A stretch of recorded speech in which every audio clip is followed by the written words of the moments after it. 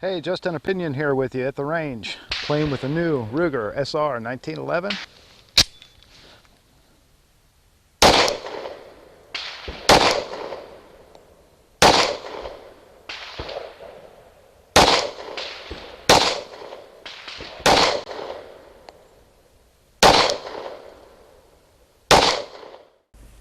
Made in the USA. And when they say made in the USA, they mean every single part on this gun. This is the Ruger SR1911 CMD.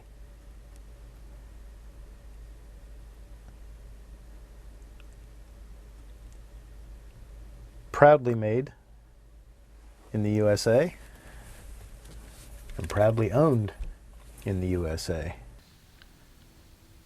Ruger SR1911 Commander, 4¼ inch. What do I think of it so far? Well, after a few hundred rounds, it's very impressive. It's a very good shooter. It feeds a lot of ammo very reliably. It's fed lead round nose, obviously hardball, full jacketed round nose. It's fed lead semi-wad cutters. It's fed flat nose, all without any kind of problems. Never had any problem with it at all feeding. Have not had any kind of ejection problems. I do have some, it does have a tendency to damage my brass. That's something I'll talk about in more detail from the workbench, but that's something I'm looking into. But this thing is seems to be extremely reliable, and so far, you know, we're only talking about a few hundred rounds, and that's nothing. That's just break-in period, but very reliable so far. Great shooter, beautiful balance. You know, it's got a nice weight to it. Being stainless steel is heavy, so it's got a nice weight to it, and I like it. I like it a lot. Let's shoot it some, huh?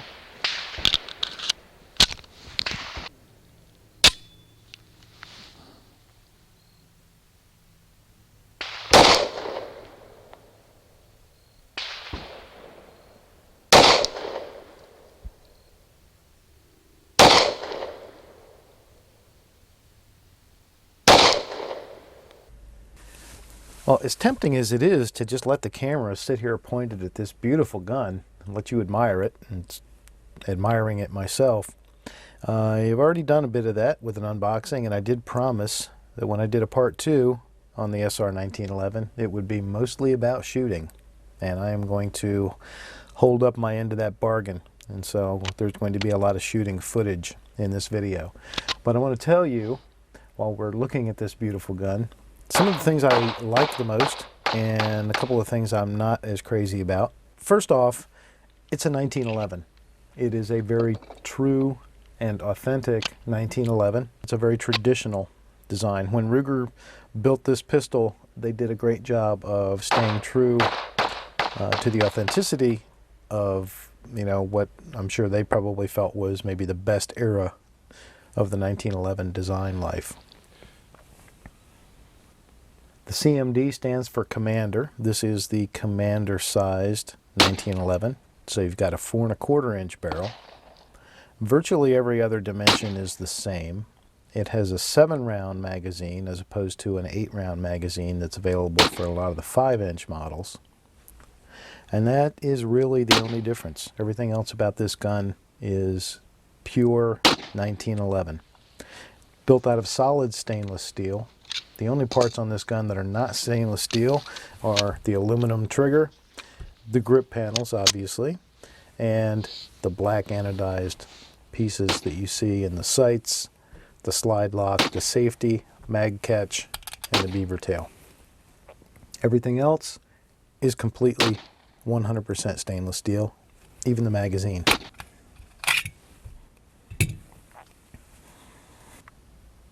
Okay, let's run through some of the things that are my favorite things about this gun. Basically going to do my sort of grins and gripes list as basically your basic plus-minus checklist about this gun, and I'll warn you in advance, there's a whole lot of pluses and not very many minuses on that list.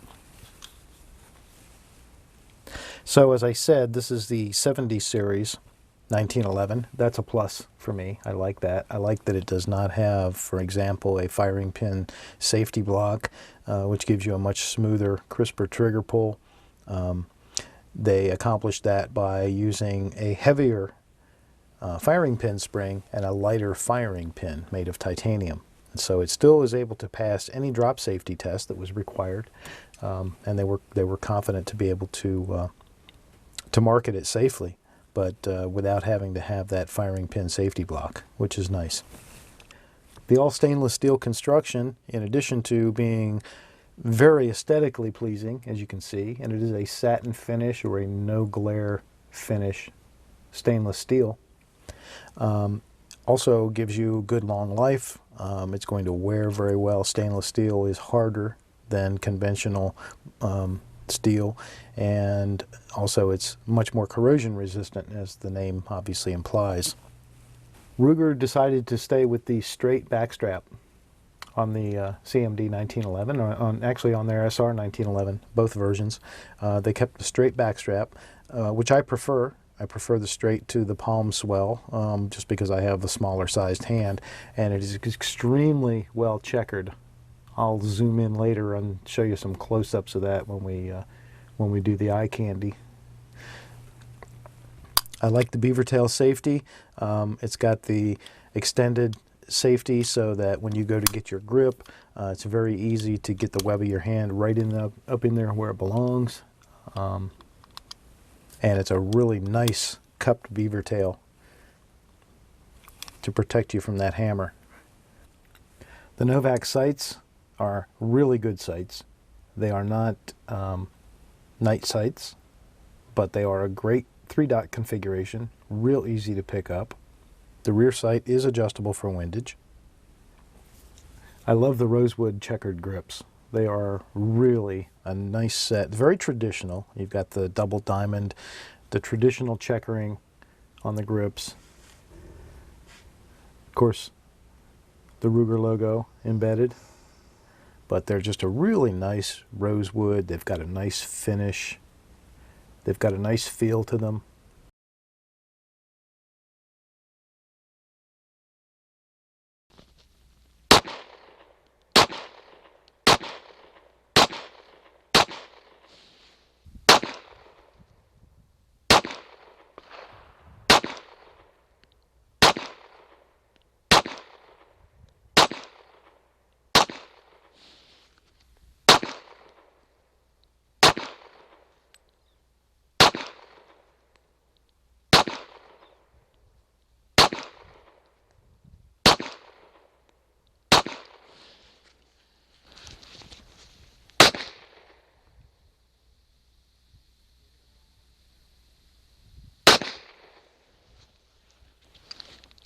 Ruger, SR1911 CMD. Get one.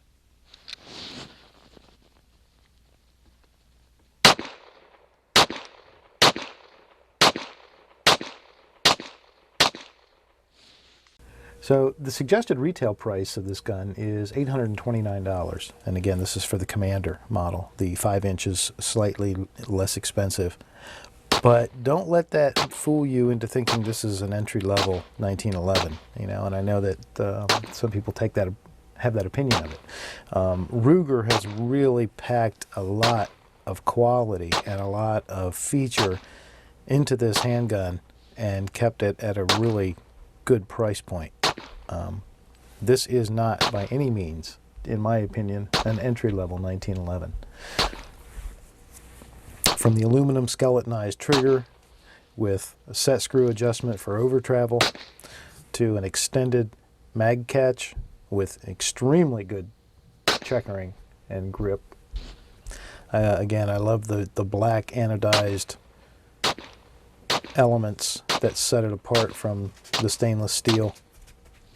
You've got a nice combat style hammer that is also skeletonized.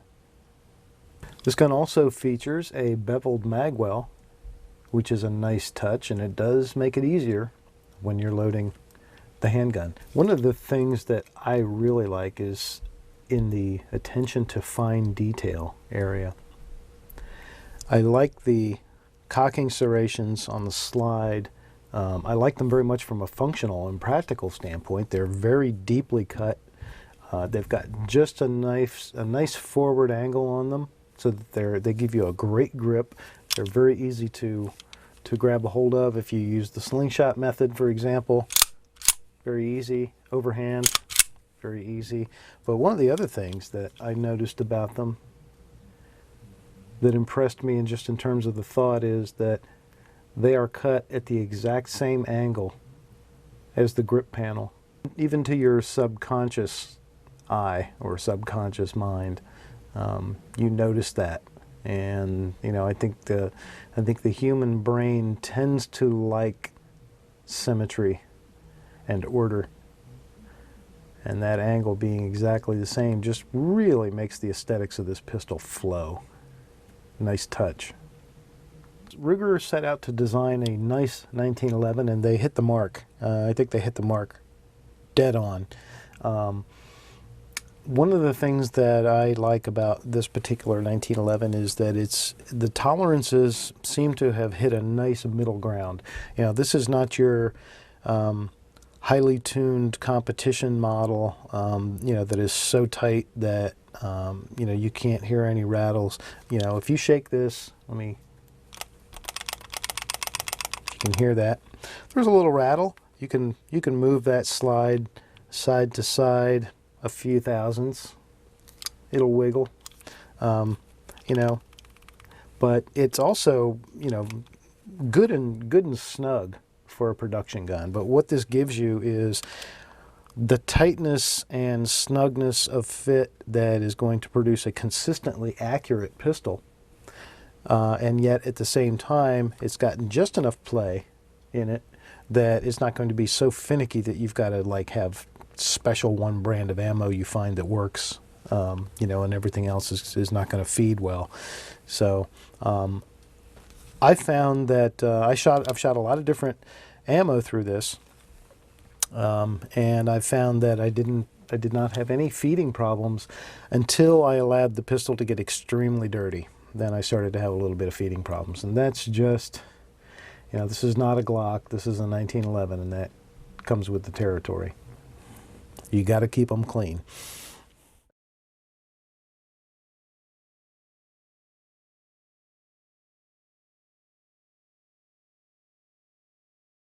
Okay, general specifications of the gun. Magazine capacity is a 7+1. If you opted for the 5-inch SR1911, you have an 8+1 capacity. Full stainless steel construction. Again, we have the Novak 3-dot sights, which I like a lot. Really good set of sights. Overall length of this gun is 7 3/4 inches, and at its widest point, which is going to be right here where the thumb safety is, it is 1.34 inches in width. Overall height of the gun is just under 5.5 inches, and that's going to be from the tippy top of the sight to the tippy bottom of the grip. And that is 5.45 is the spec on that. And the weight of this pistol is 36.4 ounces. So it is a heavy little pistol. That does help with some of the recoil. But again, you know, this is the Commander model. It's got a 4.25 inch barrel. You are going to feel, especially those plus P and self-defense 45 rounds, you're going to feel them. This muzzle will flip, it will jump around, and it will do a little dance, but it does a nice job of coming back down on target. So I found it, you know, it will buck like you would expect a short 45, especially, you know, in a 1911 to do, because you got that high bore axis, typical for the 1911. But it manages pretty well, and it comes back down nice. You're able to reacquire your sights really nice. Trigger pull on this gun is, and I actually have not seen, I have not seen a rating from Ruger, what they estimate the trigger pull, although I'm sure that is published somewhere. I just haven't seen it that I can recall. But I put a gauge on this digital trigger pull gauge. I did 10 pulls, took an average, and I had an average of 4 pounds, 3 ounces. So you do have a really light trigger pull. Very crisp and really nicely designed. Again, we don't have that firing pin block, so that's going to really help us have a nice trigger pull. But let me just demonstrate that. We have a little bit of take up, and it's actually real easy on this gun to see, because if you look at the skeletonization in the trigger, you can see the distance, you can see how much metal, how much material there is here, and then you can use that as your gauge, and you can see the travel. But here's your take up. That's it. That little bit, that's your take up, and then beautiful crisp break, no over travel. But if you had some, you have an adjustment you can make. And then our reset, nice, crisp, good feedback, and back to our break. So it's got a really nice trigger, and it's been set really well at the factory. Good job. One little thing to note is that the front strap is completely smooth. There is no checkering on the front strap of the SR1911. So if you prefer that, you either can have it checkered, take it to your favorite gunsmith and have them put some checkering in there, or buy a wraparound grip or something of that nature. But they opted not to go with checkering, although they did, as I had mentioned, they did do a really good job checkering the back strap. What minuses, if any, do I have on my list? Just a couple, really. One is that there's a tiny bit of looseness in the trigger, not a great deal. Just a little bit, there's a little bit of wiggle in that trigger. It's got a good firm take up and a really crisp snap, and a beautiful short reset. But again, just a little bit of wiggle to it. You can see right there, just a little play in the trigger. The ejection port dings brass, and this probably is right now my biggest complaint about the gun, is that this ejection port really dings the heck out of my brass, to the point where I've had to throw some away. I can't, even my resizing die won't handle it. It won't get it back in shape good enough. And I'm going to talk more about that.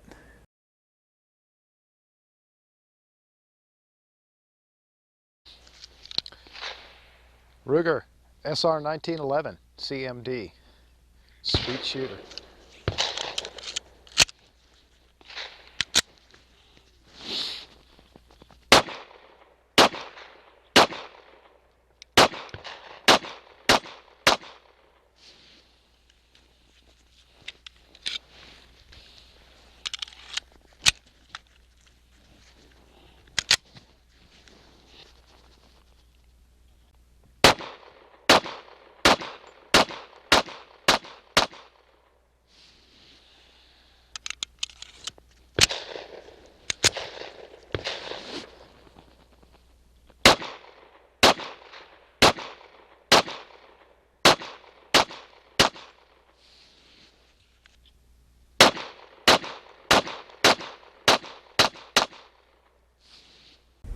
Ruger also stuck with the short guide rod when they designed this 1911.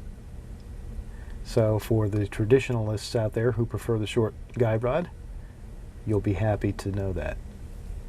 That is also stainless steel, by the way. The barrel itself has a good beveled throat to the chamber, in conjunction with the feed ramp, which is part of the frame. You can see that there. That's going to sit in there like so. It gives you a nice feeding system, and it's done very well for me. Like I say, I started to have a little bit of feeding problems when I let the gun get real dirty, and I'm talking you know, I've shot several hundred rounds and haven't even so much as, you know, blown it out dirty. And then I started to notice some occasional feed problems. But otherwise, it feeds everything. Hollow points, semi-wad cutters, obviously, you know, round nose, hardball, and all that. There's a little bit of a notch here cut in the top that you can see your brass through, so that's your loaded chamber indicator. The barrel and the bushing are milled out of a single piece of stainless steel. They follow them, they go through production together as one piece, literally, and then when they're separated, they stay together as a pair. The simplicity, the sheer simplicity of the 1911 design. Over 100 years later, and here we are still admiring it, still shooting it, still enjoying it. People still trying to copy it, and in some cases, still trying to improve on it. That sure says a lot for John Moses Browning. Again, the slide is milled out of a single piece of stainless steel, and it is milled, not stamped. Again, you can see looking down in these channels, there is no firing pin safety block. That would actually be on the lower channel here, near where my pinky is. And that is because this is a 70 series.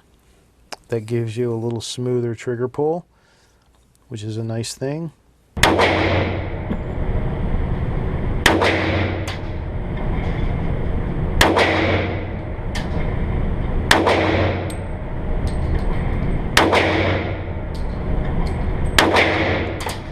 So as a shooter, how is this gun? Well, as I said while I was shooting it, it's a good shooter. I enjoy shooting it. It's a lot of fun. It's a 1911. I mean, come on. It's a 1911 Commander. How accurate is it?